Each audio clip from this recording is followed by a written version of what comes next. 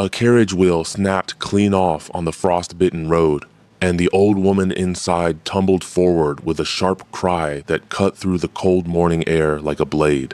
Nobody stopped. Carriages rolled past. Footmen looked away. Lords and ladies on their way to Dunverley Hall for the grand bride, choosing, kept their curtains drawn, their chins lifted, their hearts sealed shut. A woman bleeding on the road was not their concern. Not today. Not when a duke was waiting. But one girl stopped. She was not noble. She carried no family crest, no title, no invitation to the hall where the most powerful duke in all of Ravenscroft was about to choose his future duchess. She had come only to sell ribbons at the market. That was all. That was the whole of her morning plan. Yet she dropped everything. She knelt in the mud beside the trembling old woman, pressed clean cloth against the cut on her brow, and held her steady while the world rushed past without a single glance backward. The old woman gripped her hand and looked at her with eyes that had seen decades of grief. She whispered something, just 4 words. Words so strange and so heavy that the girl felt her whole chest tighten. She did not understand them yet, but by the time she walked through the gates of Dunverley Hall, summoned by a duke she had never met, standing among the most beautiful and powerful women in the land, she would understand everything, and the truth waiting inside those walls would break her open and put her back together in a shape she never expected. Now tell me, if you had been on that road, would you have stopped or kept walking? Drop your answer in the comments and subscribe so you do not miss what happens next inside those gates. The ribbon slipped from announcing fingers the moment the carriage wheel cracked. It was not a soft sound. It was violent, sudden, like a bone breaking under great pressure, and it sent the old woman inside the carriage lurching sideways with a cry that Dessa heard from 20 feet away. The horses reared. The driver scrambled down, cursing under his breath. And then, as though the road itself had rehearsed this moment, every other carriage simply moved around the wreckage and continued forward without pause. Dessa stood frozen for exactly 3 seconds. She counted them later, in the quiet of her memory, and felt ashamed it took even that long. The old woman was half hanging out of the tilted carriage door, one frail arm braced against the frame, her white hair loose and wild, a thin line of red tracing down from her brow to her cheek. The driver was arguing with his own horse. No footman appeared. No passing lord opened a curtain. The grand road to Dunverley Hall was full of people going somewhere important, and not one of them had anywhere in their hearts for an injured woman on the ground. Dessa dropped her basket. Ribbons spilled across the frost, red and gold and ivory, curling against the mud like fallen petals, and she did not look back at them. She crossed the road in quick strides, mud pulling at her boots, cold air biting her face, and she reached the carriage door just as the old woman lost her grip and began to fall. Dessa caught her. She was not large or particularly strong, but she planted her feet and took the weight, wrapping both arms around the old woman's narrow frame and easing her down slowly, carefully, the way one handles something precious and breakable. The woman gasped. Her fingers clutched at Dessa's coat with surprising force. "I have you," Dessa said. "I have you. Stay still." The old woman did not stay still. She turned her face upward and looked at Dessa with eyes the color of deep winter water, pale and ancient and achingly alert. And something in that gaze made Dessa's breath catch in a way she could not name. "You stopped," the old woman said. "Of course I stopped." "No one stops," she said quietly. "Not on this road. Not today." Dessa helped her sit against the grassy bank at the road's edge, then tore a strip from her own underskirt without hesitation and pressed it firmly against the cut on the woman's brow. It was not deep, but head wounds were proud bleeders, and the old woman's color had gone the pale gray of cold ash. "What is your name?" Dessa asked, keeping her voice even and calm, the way her mother once spoke during storms. "Autoline," the woman said. "And you, child?" "Dessa Lorne." Autoline's fingers, which had been resting loosely in her lap, suddenly tightened into a grip so fierce that Dessa nearly pulled back in surprise. But the old woman's eyes had gone somewhere far away, somewhere behind Dessa's face, searching for something in the middle distance that only she could see. "Lorne," she whispered. "Yes, ma'am." Autoline said nothing more for a long moment. The driver had finally calmed the horses and was inspecting the broken wheel with the expression of a man who understood he was going nowhere fast. The road continued to swallow carriages whole, all of them heading to Dunverley Hall, all of them carrying daughters dressed in their finest, all of them chasing the same extraordinary prize. The Duke of Greyfeld was choosing a bride today. Dessa was not among the hopefuls. She had known from birth that she was not the sort of girl dukes chose. She was the sort of girl who sold ribbon at market, who mended her own boots, who lived in the narrow house at the end of Corwick Lane with a roof that complained loudly every time it rained. She had no dowry, no connections, no mother alive to pin up her hair and whisper social strategies into her ear. She had only herself, and on most days, that felt like enough. Today, it felt like very little. Not because of the Duke. She did not care about the Duke. She cared because her ribbon basket was now half ruined in the road mud, and that ribbon represented 3 days of careful work and a week's worth of income she could not afford to lose. But Adeline was still watching her with those pale winter eyes, and Dessa found she could not yet make herself stand and go. "Where were you going?" Dessa asked. "To the hall," Adeline said. Dessa blinked. "To Dunverley Hall? For the bride choosing?" "Not as a candidate," the old woman said with a dry, tired sound that was almost a laugh. "I was invited by my son. He does not know I have come. He does not know I am alive." The words landed in the cold air between them like stones dropped into still water. Dessa stared. "He thinks you are dead?" "He was told I was dead," Adeline said.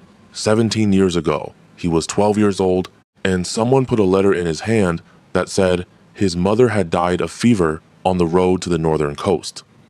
She paused. "I was not dead. I was taken. But that is a longer story than this cold road deserves." Dessa opened her mouth, closed it, opened it again. "Then why go now?" she finally managed. "Why today, of all days?" Adeline looked at her with those eyes that had seen too much and forgiven more than any person should have to forgive.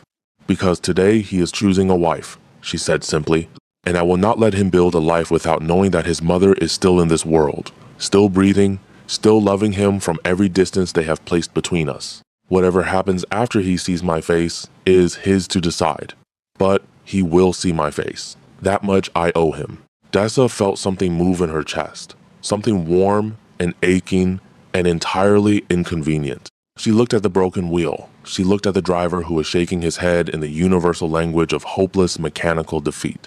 She looked down the long road at the line of carriages still flowing toward the grand iron gates of Dunverley Hall, growing smaller with distance, gleaming in the pale winter light. Then she looked back at Adeline. "My car is at the market turning," she said. "It is small, and it smells like wood polish and old sacking, and it will not impress anyone, but the horse is steady and the wheel is sound." She stood and offered her hand. "Come, I will take you." Adeline took her hand. And just like that, without any understanding of what she was walking into, Dessa Lorne turned away from her ruined ribbons and drove a stranger toward the most powerful house in all of Ravenscroft. Pardieu, Dunverley Hall rose from the landscape the way mountains rise, without apology, without softness, with the absolute certainty of something that had existed long before anyone living and intended to exist long after. Its iron gates stood open for the first time in 4 years. Footmen in starched livery lined the drive in 2 precise rows. Carriages were being received with great ceremony, ladies descending like flowers shaken from a bouquet, each one announced by name to a waiting secretary who recorded them in a leather-bound ledger with the gravity of a man recording history. Dessa drove her small cart to the far left of the receiving line, where it attracted precisely the kind of attention she had been hoping to avoid, which was the wrong kind, immediate and sharp and full of poorly concealed amusement. A footman approached with the expression of a man who had been trained to show no expression and was currently failing. "This entrance is for invited guests only," he said. "I am accompanying an invited guest," Dessa replied, and she helped Adeline down from the cart with steady hands before the footman could think of a counter-argument. Adeline descended with a dignity so complete that it silenced the footman entirely. Despite the torn cloth pressed to her brow, despite the mud on her traveling coat, despite the wholly unsuitable cart she had arrived in, She moved with the unhurried grace of a woman who had once known exactly what it meant to belong in a place like this, and had not entirely forgotten. She gave the footman her name. His face did something complicated. He disappeared inside with remarkable speed. Dessa stood with the cart, unsure whether to stay or go, and was still deciding when a second figure appeared at the top of the stone steps. This one was not a footman. He was tall and severe, with the kind of face that had once been young and striking, and was now something more interesting, all angles and weight and controlled intensity. He wore no color for the ceremony. He wore gray, which suited him the way iron suits a bridge, not decorative but entirely necessary. He stopped at the top of the steps and looked down. His eyes found Autoline, and something happened to his face that Dessa had no word for. It was not quite recognition. It was something beneath recognition, something that lived in the body before the mind catches up. A flinching open, a sudden unguarded breath, a cracking along the edges of a carefully maintained composure. "That," said a young woman appearing at Dessa's elbow out of nowhere, breathless and bright-eyed and apparently unbothered by the scene unfolding on the steps, "is the Duke of Greyfeld, Cassian Greyfeld. And I have never, in 4 years of attending these functions, seen him look like that at anything." Dessa turned to look at the speaker. She was perhaps 19, with a sharp, clever face and hair that was escaping its pins at a rate that suggested the pins had never really stood a chance. "Who are you?" Dessa asked. "Petrine Solcroft," the girl said cheerfully. "Third daughter of Lord Solcroft of Wenmoth, entirely unqualified to be a duchess. Here, primarily because my mother threatened consequences I prefer not to consider." She tilted her head. "Who are you, and how did you arrive in that cart?" "Dessa Lorne, ribbon seller. The cart is mine." Petrine stared at her for a moment, then burst into the most genuine laugh Dessa had heard in some time. But Dessa was no longer looking at Petrine.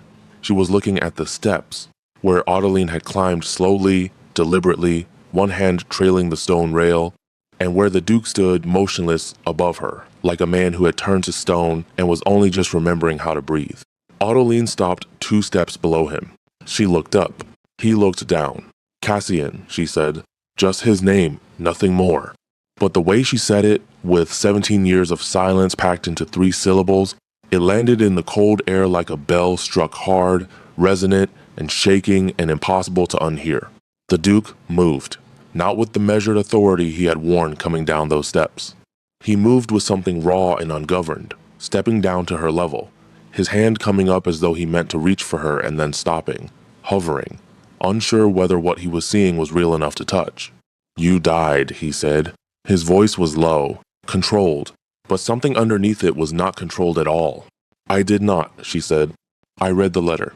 The letter was written by people who wished me gone," she said. "I cannot undo 17 years, Cassian. I can only stand here and tell you that I never stopped, not for a single day. I never stopped." The Duke of Greyfeld, who was by all accounts the most composed man in Ravenscroft, who had run his estate and his affairs and his grief for 17 years without visible fracture, closed his eyes. Just for a moment. Just 3 seconds, maybe 4. When he opened them, they were not dry. He said nothing. He offered his arm with the formality of a man who did not yet trust himself to speak, and Autoline took it, and he walked her inside without looking back at the assembled crowd, without acknowledging the dozens of watching eyes, without performing any version of himself for anyone present.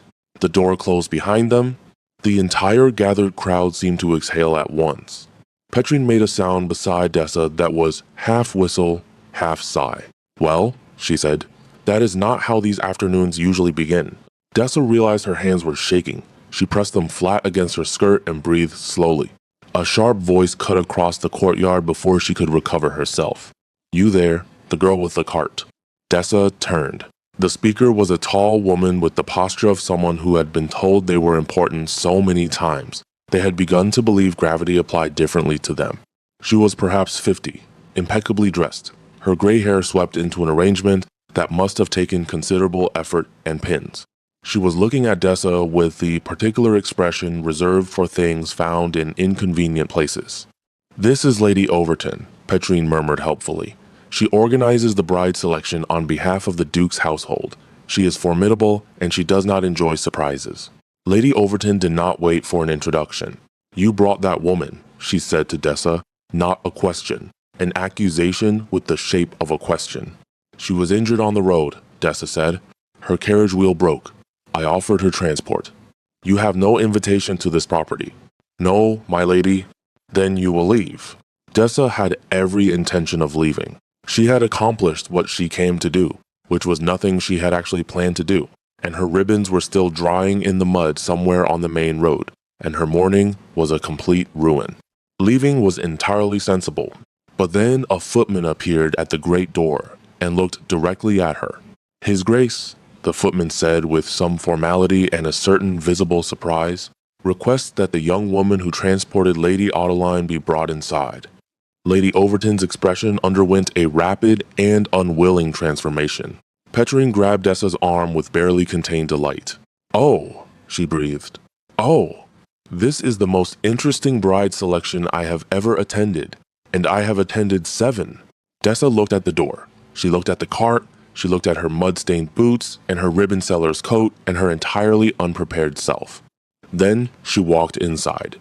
The entrance hall of Dunverley Hall was everything the outside promised and then some. Dark wood, high ceilings, portraits in heavy frames, fires burning in 2 great hearths, and a staircase wide enough to fit Dessa's entire house standing sideways. Arranged along the hall in careful groupings were the bride candidates, some 30 young women of varying degrees of beauty and anxiety, all watching Dessa walk in with expressions ranging from confusion to outright offense. She was not supposed to be here. Everything about her said so. Her coat, her boots, her unadorned hair, her complete absence of jewelry or powder, or the particular way ladies moved when they had been trained since childhood to be looked at. A man stepped forward from a side room. Not the Duke. This one was younger, perhaps Dessa's own age of 23, with an open, handsome face and the kind of easy manner that suggested he had been liked by most people for most of his life and had found it a reliable condition. Miss Lorne? He said. Yes. I am Lord Raffin Torrell, the Duke's cousin and sometimes secretary when he needs someone he trusts with tasks he does not want mishandled. He smiled. It was a good smile, uncomplicated and real. His Grace asks if you will wait. He would like to thank you personally. That is not necessary, Dessa said.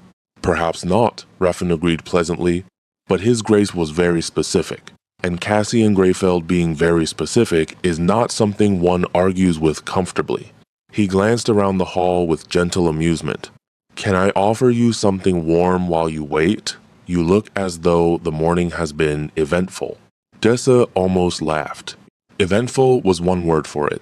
She accepted a seat near the fire and a cup of something hot and sweet, and she sat with her hands wrapped around the cup and her eyes moving carefully around the room, cataloging the strange new world she had stumbled into without map or compass or any reasonable explanation for why the most powerful duke in the country wanted to speak to a ribbon seller from Corwick Lane. From across the hall, 30 pairs of eyes watched her with varying degrees of hostility. From a tall window near the stairs, a young woman with dark red hair and a calculating expression watched her with something sharper than hostility. Interest. And from behind the closed door of the Duke's private study, raised voices moved through the wood like heat through stone. One of them was Adeline's, one of them was Cassian's. And a third voice, cold and precise and very controlled, belonged to someone Dessa had not yet seen. She pressed her hands tighter around the cup.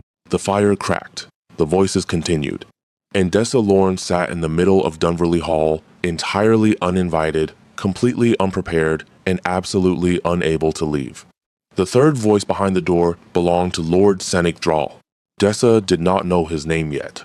She learned it from Petrine, who had somehow materialized beside her near the fire with a second cup of something hot and the expression of a person who collected information the way others collected silverware, carefully, consistently, and with great personal satisfaction.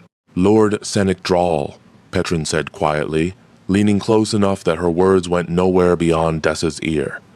He is the Duke's appointed guardian from age 12 onward. After the letter came saying Adeline had died, Drawl stepped in, managed the estate, managed the finances, managed Cassian himself until he came of age. She paused. Some say managed is too gentle a word. Dessa looked at the closed door. What word would they use instead? She asked. Controlled, Petrine said simply. The voices behind the door sharpened.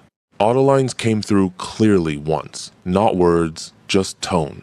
And the tone was the sound of a woman who had survived 17 years of forced silence and was done being quiet.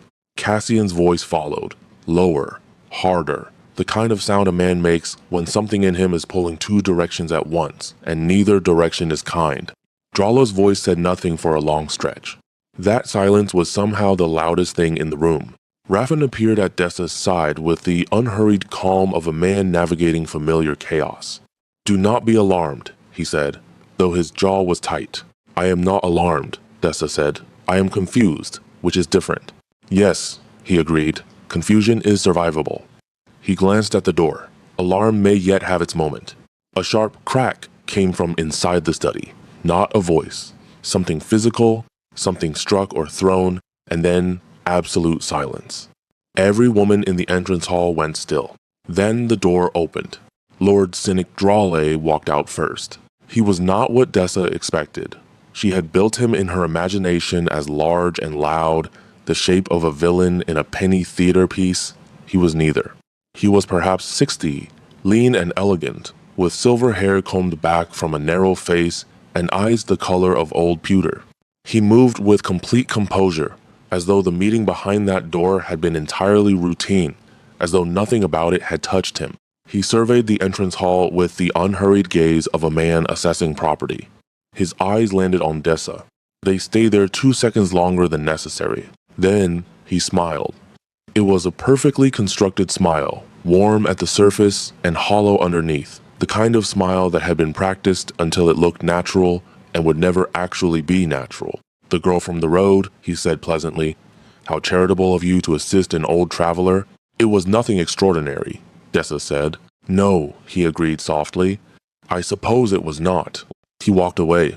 He walked with the particular ease of a man who believed nothing in a room could threaten him, and Dessa watched him go with a feeling she could not immediately name, settling like cold water in her stomach. Petrine exhaled slowly beside her. He knows who she is, Petrine murmured, so quietly Dessa almost missed it. Dessa turned. Autoline? He knows who Autoline is, which means he knows what her being alive means. Petrine looked at Dessa with eyes considerably more serious than her usual brightness. 17 years of control over one of the wealthiest dukedoms in Ravenscroft. That does not dissolve quietly just because a mother walks back through a door. Dessa thought about the smile, the 2 extra seconds of attention, the way he had said nothing extraordinary with such precise gentleness. Her hands tightened in her lap. The study door opened again, and Cassian Greyfeld stepped out. He was different from the man who had appeared at the top of the steps. That man had been cracking open. This one had sealed himself back together with visible effort, every line of him composed and deliberate. But the composition was newer, less settled, the way a wound looks when it has just been bound and has not yet decided whether it will heal or worsen. He crossed the hall. The assembled women straightened instinctively, a collective pulling toward him like flowers, turning without meaning to. He stopped in front of Dessa. She stood. He was taller than she had realized on the steps, and younger looking up close, despite the weight his eyes carried, which was not the weight of years but the weight of particular losses carried in particular silence. Miss Lorne, he said, Your Grace, my mother tells me you caught her when she fell. She would have caught herself, Dessa said. I was simply closer. Something moved in his expression, not quite a smile. The shape a smile leaves behind when the person is not yet ready to make one. She also tells me you tore your own clothing to tend her wound without being asked. It was the practical choice. I had no other clean clothes. And you drove her here in your market cart. Her carriage wheel was broken. Yours was the destination she named. He looked at her steadily for a moment, and Dessa had the unsettling sensation of being read, not assessed in the way the other women in the room were being assessed, measured for grace or beauty or family name, but actually read, the way one reads something unfamiliar and is not yet sure what it means. You will stay for the afternoon, he said. It was not precisely a question. I have a market stall, Your Grace. My ribbons are already ruined. I will have the ribbons replaced, he said, and the stall loss compensated. Please stay. Dessa opened her mouth to decline and found she had no adequate reason to give. The ribbons would be replaced. The morning was already gone.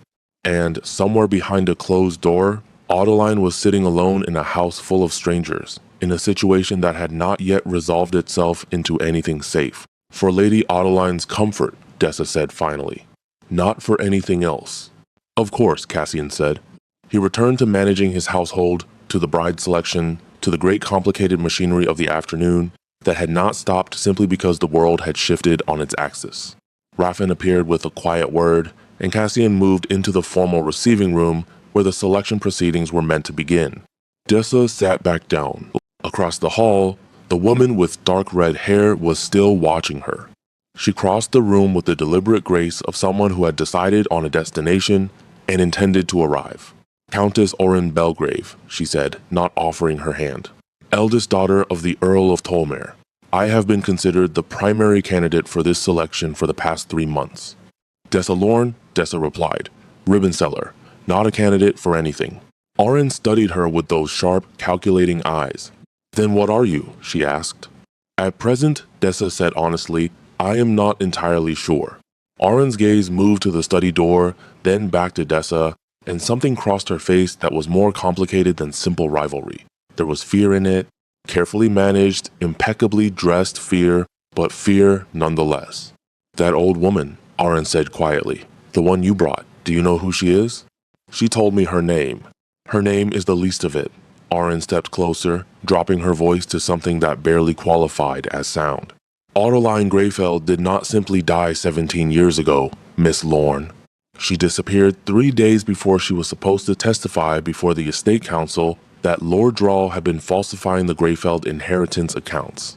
She vanished. A letter arrived. And Dralla became the most powerful unelected man in the county. She paused. Now she is back. And Dralla was in that room. Dessa felt the cold water in her stomach turn to ice. Is she safe? Dessa asked. Orin looked at her with something that was almost respect. That, she said, is exactly the right question. She walked away before Dessa could ask anything more, back to her position among the candidates, her face rearranging itself into the careful pleasantness of a woman playing a long and dangerous game with full awareness of the rules. Dessa stood. She moved toward the study door. A footman stepped into her path. Miss Lorne, the selection proceedings are beginning in the East Room. His Grace has arranged for you to observe from the— Where is Lady Adeline? Dessa asked. A pause. She is resting in the green sitting room, second passage to the left. Dessa went left. The green sitting room was small and warm, with a fire that had been freshly built and curtains drawn against the coal. Adeline sat in a chair near the hearth, a fresh cloth against her brow, a cup of tea cooling at her elbow.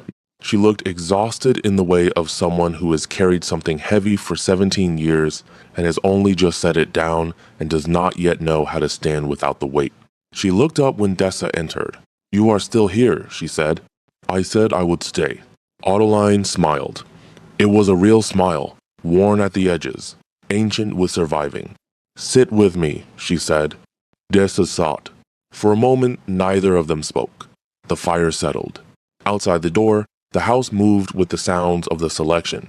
Heels on marble, voices in hallways, the distant authoritative tones of Lady Overton directing the choreography of ambition. He is angry, Adeline said at last. He thought you were dead. Yes, but the anger is not at me. It is at everything he cannot undo. 17 years of grief he did not need to carry. 17 years of decisions made under Drawl's hand that he believed were his own. She looked at the fire. He is a good man, my son. He became good in spite of everything, which is the harder kind of good to become. Dessa thought about the man who had stood before her in the hall. The weight in his eyes.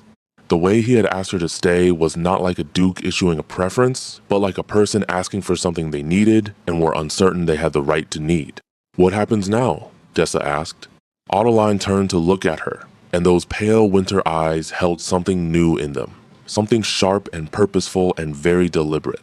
Now, Autoline said, we must be very careful. Drawl has not survived 17 years by being slow. He knows I am here. He knows what I can prove. And he will move before I have the chance to move first. She reached out and placed one hand over Dessa's. I need you to do something for me, child. Dessa looked at the hand over hers. The fingers were thin but steady. What? She asked. Stay close to my son, Autoline said. Not for the selection, not for any of that nonsense. Simply be near. You see things clearly. You act without hesitation. I watched you on that road, and I knew it within 60 seconds. She squeezed gently. Cassian is about to face something that will try to bury him. He will need someone near him who has nothing to gain from his ruin. Dessa stared at her. I am a ribbon seller, she said. Yes, Autoline agreed. That is precisely why. The selection proceedings began at 2 o'clock in the East Room, and Dessa watched from a cushioned bench near the servants' corridor entrance, which was not where guests sat but was considerably better positioned for seeing everything without being seen. 30 women, 30 careful smiles, 30 futures on quiet display. Cassian moved through the formalities with the efficiency of a man completing a necessary task, present in body, attending in manner, absent in the particular way that only becomes visible when you are looking for it. Dessa was looking for it. She noticed it in the fraction of a second too long before each response, in the way his eyes sometimes moved to the door as though expecting something unwelcome to walk through it, in the slight tension across his shoulders that never quite released. Raffin stood to the side and caught Dessa's eye once across the room. He gave a small nod. She was not sure what it meant. She nodded back. Lady Overton was magnificent in her element, steering proceedings with a voice like a well-oiled hinge, smooth and relentless, introducing each candidate with the practiced warmth of a woman who had organized human display events so many times she had stopped noticing that was what they were. Auron Belgrave presented herself last, which was strategic and obviously intentional, and she was extraordinary at it. She spoke to Cassian with the ease of long familiarity, because there was some, Dessa gathered, 3 months of correspondence arranged by their respective households. She said everything correctly. She was composed and intelligent and appropriate in every visible way. Cassian responded to her with more warmth than he had shown the others. Dessa watched this and felt nothing in particular about it, which she noted and set aside. What she did feel was the specific discomfort of a pair of eyes on the back of her neck. She turned. Lord Drawl stood in the doorway behind her. He was not watching the selection, he was watching her. Comfortable? He asked pleasantly. Well enough, Dessa said. He came to stand beside the bench, not sitting, simply standing with his hands behind his back and his eyes on the room ahead, a posture of casual observation that felt anything but casual. You are an interesting addition to this afternoon, he said. A market girl with no invitation, no name, no reason to be inside these walls, and yet here you sit. He paused. His Grace must have found your service to his mother quite moving. He was grateful. It was a natural response. Natural? Drawl repeated softly, tasting the word. Yes. Cassian has always been susceptible to natural responses, emotion dressed as instinct. It was his greatest vulnerability as a boy. One hoped he had grown past it. Dessa kept her eyes on the room. One hopes for many things, she said. A silence. The kind that is not empty. I knew a Lorne once, Drawl said, years ago. A physician named Aldous Lorne, who worked the northern routes. Competent man. Principled, which was occasionally inconvenient. Another pause. Any relation? Dessa's heart did something sudden and painful. Her father's name. Spoken in this man's mouth with the careful lightness of a threat being delivered in the register of conversation. She said nothing. No matter. Drawl said warmly. It is a common enough name. He straightened and turned to leave. Enjoy the proceedings, Miss Lorne. I hope your afternoon continues to be eventful. He walked away.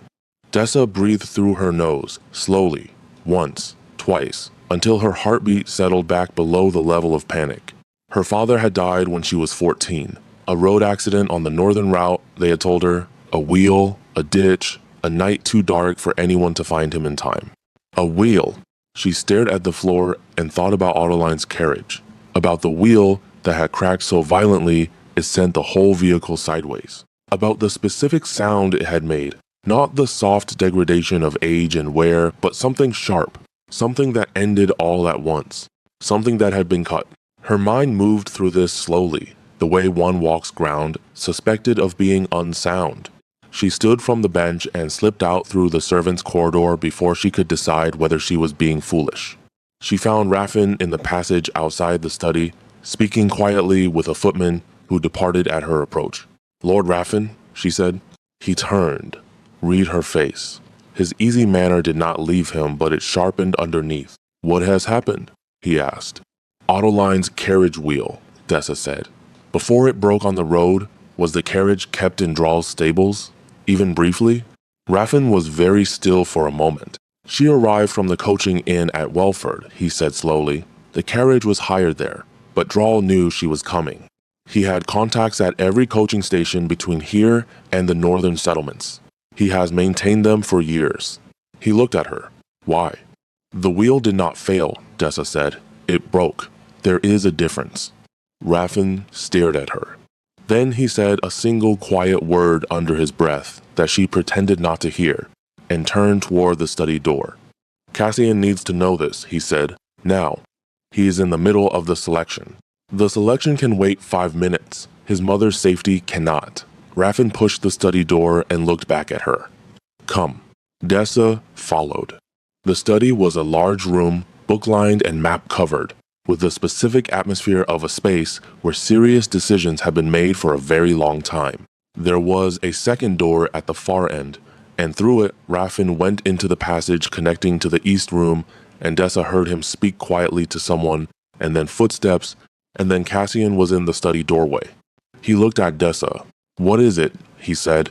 She told him, plainly and quickly, without decoration, the sound of the wheel, the nature of the break, what Drawl had said about her father. The name, Aldous Lorne, spoken with such deliberate casualness. Cassian listened without interrupting. His face was very still. When she finished, he said nothing for a moment. Then he turned to Raffin. "Send for Howell," he said. "The carriage is still at the gate. I want the wheel examined before anyone touches it." Raffin was already moving. "And find out where Drawl is right now. Every minute." "Already done," Raffin said, and was gone. Cassian looked back at Dessa. She expected him to thank her and send her back to the bench. He did not. "Your father," he said quietly. "Aldous Lorne, the physician." She looked up at him sharply. "You knew him?" she asked. Something crossed his face. Careful, waited. "He treated my mother," Cassian said. "Twice that I know of, on the northern routes, before she disappeared." She spoke of him afterward. She said he was the only man on that road who looked at her like a person, rather than a problem to be managed. The room was very quiet. Dessa felt the morning rearranging itself around her, every piece of it shifting slightly, settling into a shape she had not been able to see when she was inside it. "She recognized my name," Dessa said softly, "on the road, when I told her. She went somewhere far away for a moment." "Yes," Cassian said, "she would have." Dessa looked at him, and he looked at her. And between them was the strange and specific weight of two people discovering that their lives had been tangled together long before they ever met, pulled by threads neither of them had chosen and neither of them had known were there. "I need to go back to her," Dessa said. "Yes," he said again. She moved toward the door. She stopped. "Your Grace," she said without turning. "Drawl is going to do something. Not tomorrow, today. He has been in control of this house for 17 years, and he is standing in it right now watching everything he built begin to unravel. People like that do not wait." A pause behind her. "No," Cassian said. "They do not." "Then whatever you are planning," she said, "plan it faster than he does." She walked back to the green sitting room. Autoline was not alone. A woman Dessa had not seen before was sitting across from her, perhaps 40, plainly dressed for a place like this, with a face that had been handsome once and was now something more serious. She had a leather satchel at her feet and the particular stillness of a person accustomed to delivering difficult information. She looked up when Dessa entered. Autoline spoke before either of them could. "This is Marin Salt," she said. "She is the reason I am still alive." She looked at Dessa with those pale eyes, and in them was something new, not exhaustion, not grief, something fiercer. She has been gathering evidence against Senek Dral for 11 years, and today she is finally in the right house to use it. Marin Salt reached into the satchel and placed a folded document on the table between them. It was thick, it was old, and it had Lord Drawley's personal seal pressed into the wax at the bottom, cracked now with age and handling, but unmistakable. Dessa sat down. Outside the door, the house hummed with selection proceedings and social performance and the oblivious business of a normal afternoon. And in the green sitting room, with a fire burning low and a document on the table that could end a man and restore a family, 3 women began to plan. Marin Salt had not arrived at Dunverley Hall by accident. She explained this in the quiet, measured way of someone who had rehearsed the telling many times without ever letting it become less true. 11 years ago, she had been a junior clerk in the Ravenscroft Estate Council offices, assigned to file documents that nobody important bothered to read twice. She had read them twice. She had read them many times, in fact, because something in the numbers had been wrong in the particular way that wrong things are wrong when someone very clever has tried to make them look right. Greyfeld estate accounts. 17 consecutive quarters. Transfers recorded against properties that did not exist. Payments made to contractors whose names appeared in no trade registry in the county. Funds moved in small enough amounts to avoid immediate notice, accumulated over years into a sum so significant that when Marin finally calculated the total on a single sheet of paper, she had to sit down and stay sitting for a considerable time. She had gone to her supervisor. Her supervisor had gone to Dral. Marin had lost her position the following morning, but she had kept copies of everything. He could not find them, she said, her hands flat on the table on either side of the document. He tried. He sent men to my lodgings twice. I had already moved them. She looked at Ottoline. When I found Lady Ottoline 3 years after she disappeared, living under a false name in a village 2 counties north, I understood the full shape of it. Dral had not merely stolen from the estate, he had removed every person who could prove it. Dessa looked at Ottoline. How did he take you? She asked. The first time, how did it happen? Ottoline was quiet for a moment. I was given tea, she said simply, at a council meeting. I woke in a farmhouse 40 miles north with no papers, no money, and a woman standing over me who had been paid to ensure I did not return. She folded her hands in her lap. The woman had a conscience, as it turned out. She did not harm me further. She simply left. And I spent the following years moving carefully, keeping silent, gathering what I could, waiting for a moment when arriving would do more good than harm. And today is that moment, Dessa said. Today is that moment, Ottoline confirmed. Marin opened the document fully on the table. It was not one document but several, layered together, each one annotated in a small, precise hand that Dessa recognized as Marin's own. Account records. A signed letter in Dral's handwriting directing the falsification of a death record. A second letter, this one from a hired man whose name appeared 3 times in the accounts under different spellings, confirming receipt of payment for an unspecified task on the Northern Road, dated 4 days before Dessa's father had died. Dessa's eyes stopped moving. She looked at that date. She looked at it for a long time. He killed my father, she said. It was not a question. Her voice was entirely level. The levelness was the frightening part.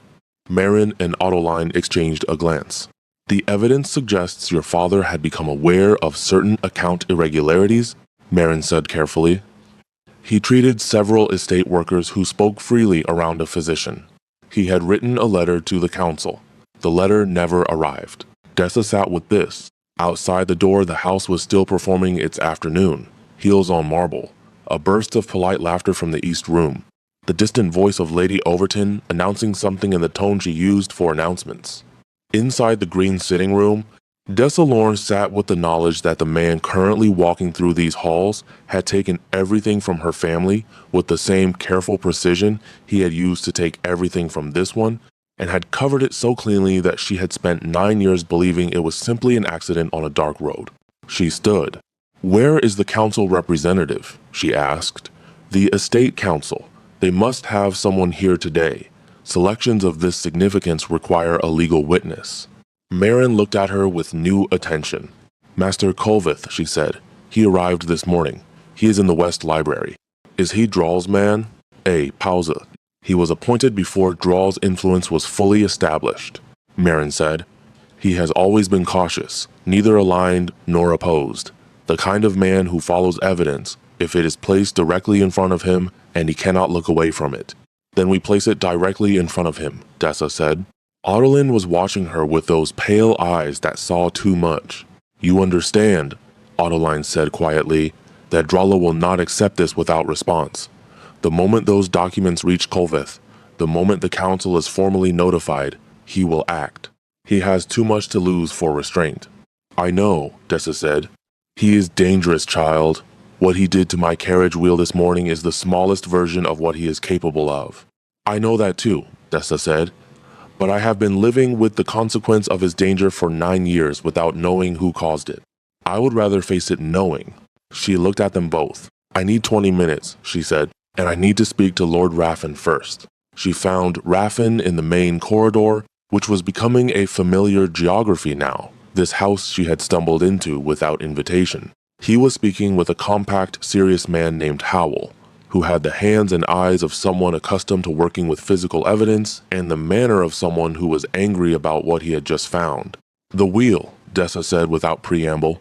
Howell looked at her, then at Raffin, who nodded. Cut, Howell said. Clean on one side, rough on the other to disguise it. Done in the last 48 hours. The wood was fresh at the break. He paused. Whoever did it knew exactly how far the carriage would travel before it gave up. Raffin's jaw was tight. It was meant to be worse, he said, more to himself than to either of them. On the section of road past the mill bridge, there is a drop. If the wheel had held 20 more minutes, he stopped. Dessa did not let herself think about that. I need to get Marin Salt and the documents to Master Colvith in the West Library, she said, without Drawl knowing until it is done. Can you manage that? Raffin looked at her steadily. You have been in this house for 4 hours, he said. Yes, she said, and you are reorganizing it. Someone needs to. He almost smiled. It was almost genuine. Give me 10 minutes, he said. I will ensure Drawl is occupied. Cassian has already asked him to attend a meeting in the upper study regarding the selection formal announcements. Drawl will not refuse. Refusing would look like guilt, and he is too careful for that. Good, Dessa said. Then let us move while he is performing innocence. The next 20 minutes moved the way urgent things move, quickly and with the specific clarity that comes when there is no room for hesitation. Raffin disappeared upstairs. Dessa returned to the green sitting room and relayed the plan in brief. Marin gathered the documents with practiced efficiency, returning them to the satchel in a particular order that suggested she had organized them for exactly this presentation many times in her imagination. Otolin rose. You should stay, Dessa said. I will not, Otoline said firmly. These are my documents too, my years too, my son's inheritance that was stolen while he believed himself protected. She straightened to her full height, which was not inconsiderable. I will walk into that library on my own feet.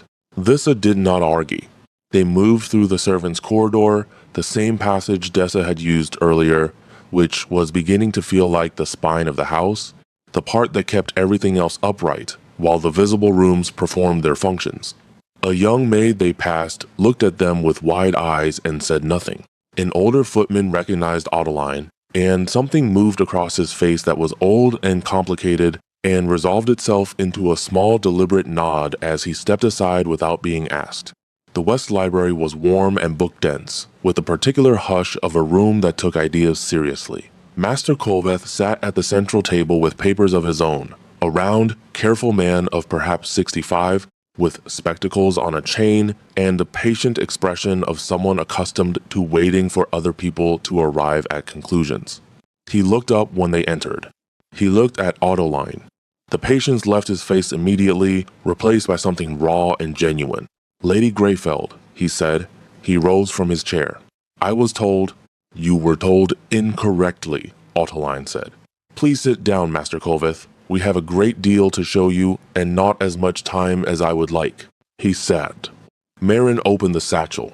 What followed was not dramatic in the theatrical sense. It was the quiet drama of truth being laid on a table piece by piece. Each document placed with explanation, each connection drawn in clear, plain language, each year of concealment unpacked with the methodical patience of two women who had spent a very long time making sure this moment would be undeniable when it finally arrived.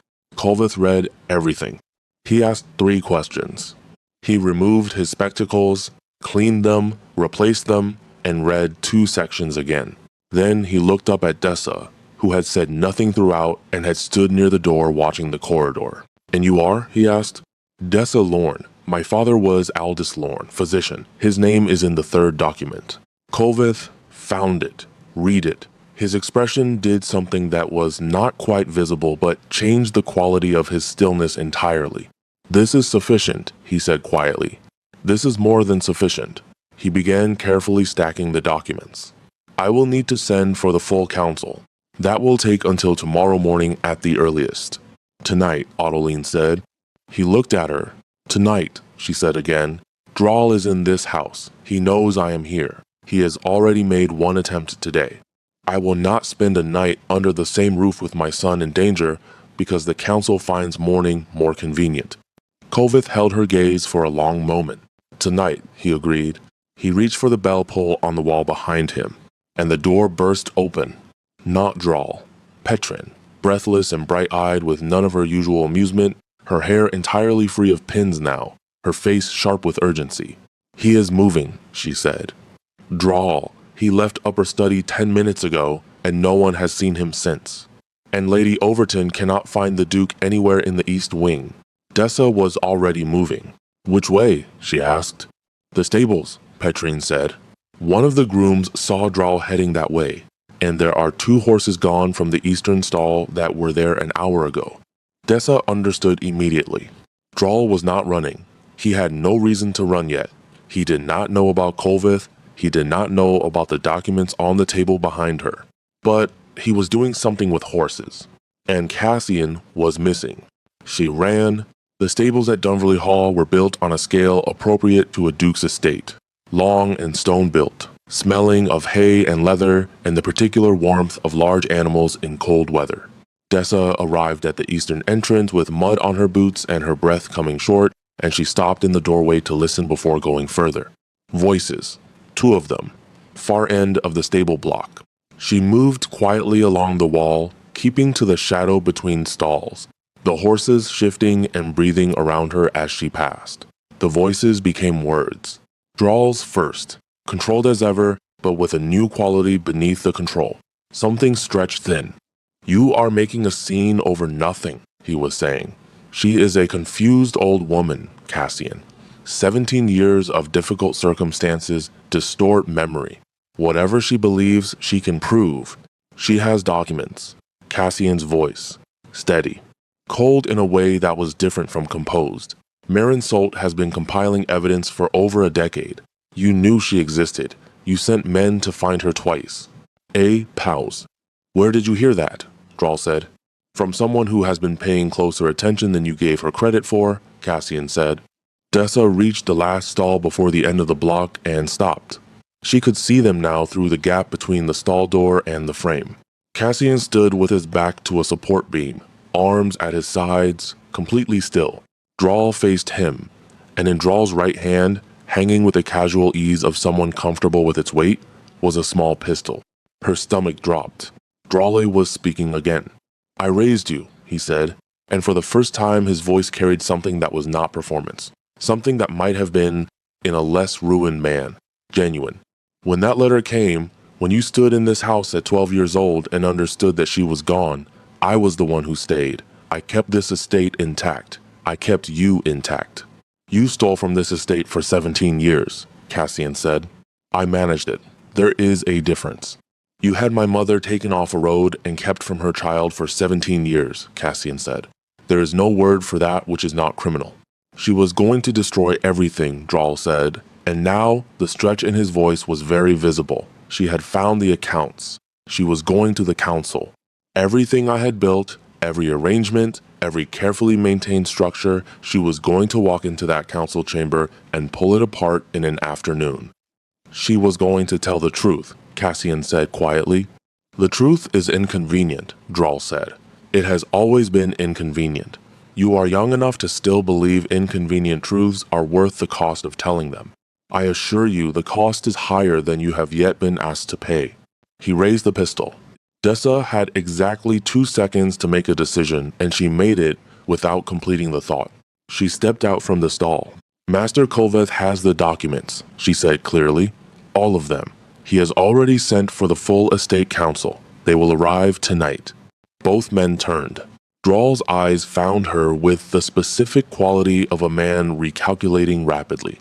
The council, Dessa continued, moving slowly into the open space, keeping her voice even and her eyes on Drawl, has everything they need, with or without anything that happens in this stable.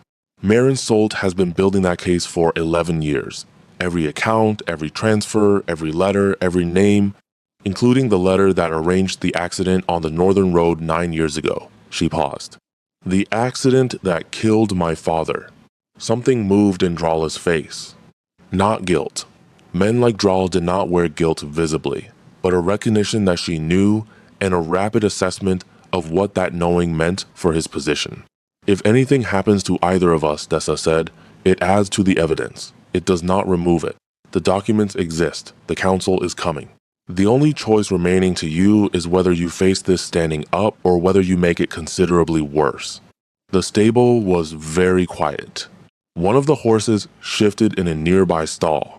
The sound was enormous in the silence. Drawl looked at the pistol in his hand. He looked at Cassian. He looked at Dessa.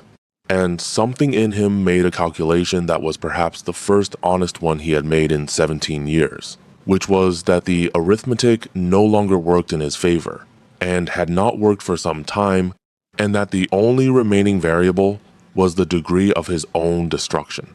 He lowered the pistol, not with grace, not with any of the composed elegance he had worn all afternoon.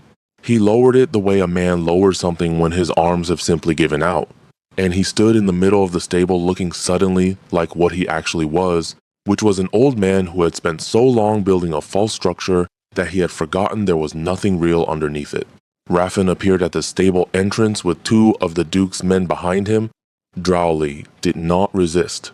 He walked out between them with his chin lifted and his face composed, performing dignity to the last, and Dessa watched him go and felt not triumph but the particular exhaustion of a long truth finally arriving at its destination.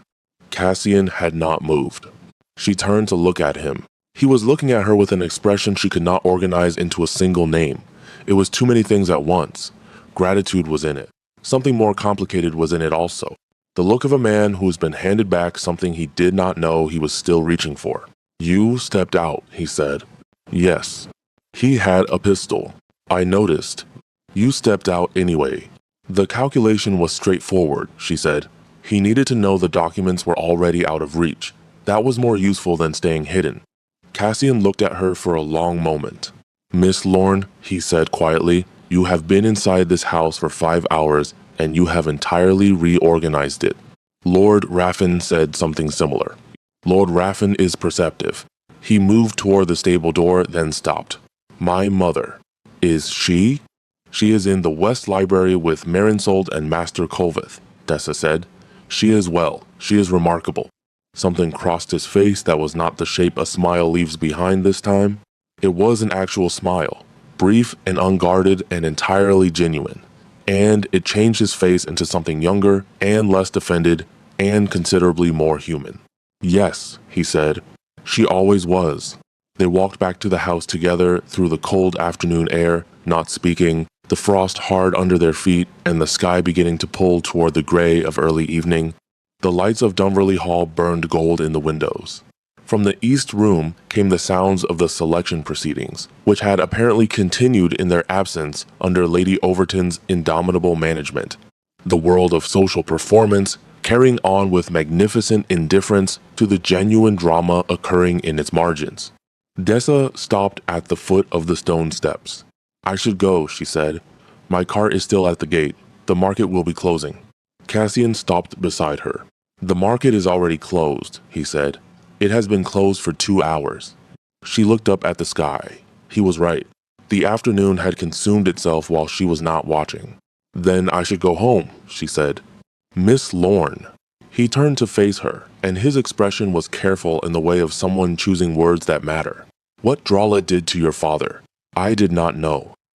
I want you to understand that. I did not know the accounts involved anything beyond financial theft until today." "I know you did not," she said. "It does not undo it." "No," she agreed. "It does not. But knowing the truth of it is something. 9 years of believing it was simply an accident on a dark road is a particular kind of grief. Knowing it was not an accident does not make it better, but it makes it real in a different way. And real things can be grieved properly." He was quiet for a moment. "He was a good man," Cassian said. "Your father. My mother spoke of him with great warmth." Dessa looked at the frost on the ground and breathed carefully. "He was," she said.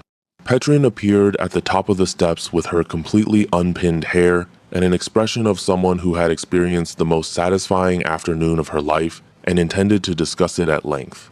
"Miss Lorne," she called down, "Lady Ottoline is asking for you. Also, Lady Overton has declared that the selection proceedings are formally suspended pending household clarification, which I believe is the most tactful description of today's events that has ever been produced in the English language."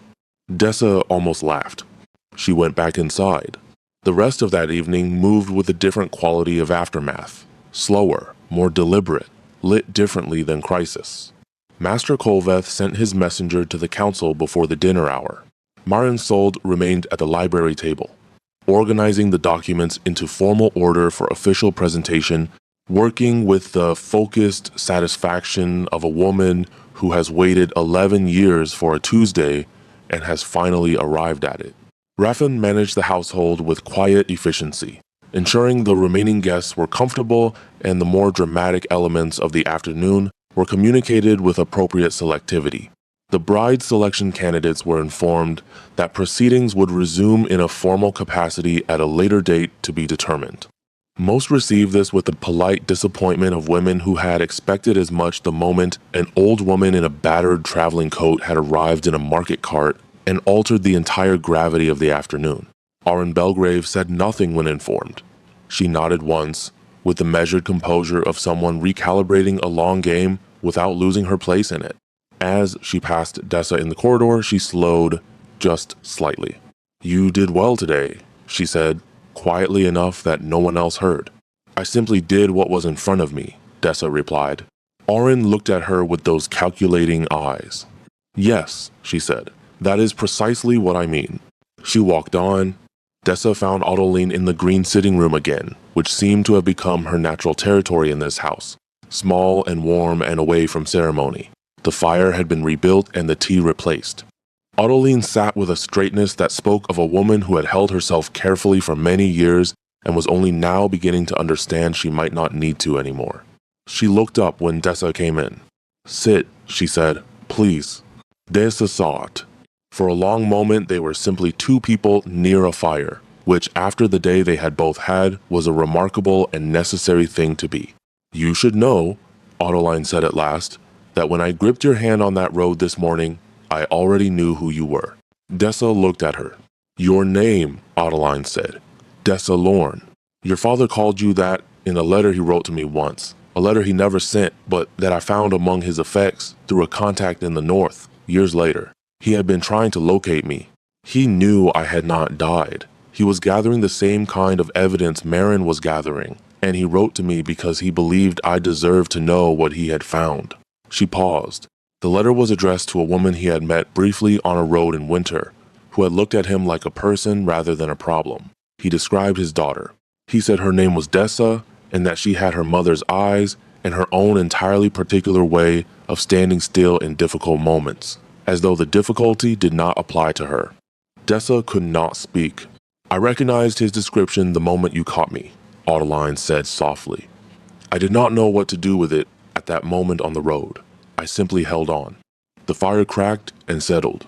Outside the green sitting room, Dunverley Hall continued its recalibration, voices in corridors, doors opening and closing, the specific domestic sounds of a household reorganizing itself around a new truth. Dessa breathed slowly. "He was trying to find you," she said. "He found me," Autoline said, indirectly. "Eventually." She looked at the fire. "And you found me directly, on a road, in the cold, without knowing any of it." Dessa thought about ribbons in the mud, about 3 seconds of counting before she moved, about the particular sound of a wheel braking and the instinct that had pulled her across a road without consulting her reason first. She thought about her father, who had looked at an old woman on a northern road like a person rather than a problem, who had written a letter he never sent, who had spent his